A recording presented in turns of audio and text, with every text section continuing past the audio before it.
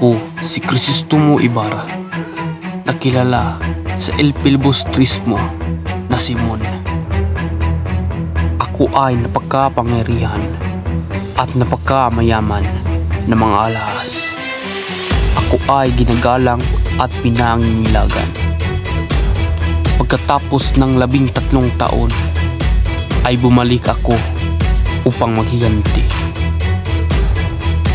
Masasabi ko sa sarili ko, ako ay may matatag na pag-iisip at may katapangan na hindi mapapantayan. Ako ay may panindigan, hindi basta-basta sumusuko hanggat hindi ko maisa sa katuparan ang aking paghiganti, lalo na sa mga Kastila.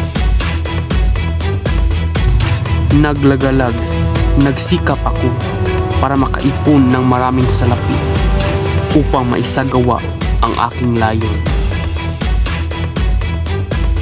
Ako ay nagbalik upang pabagsakin ang pamahalaan, padaliin ang pagkasira kahit dumanak ng maraming dugo. Ako si Crisostomo Ibarra, nagkunwari bilang si Simon.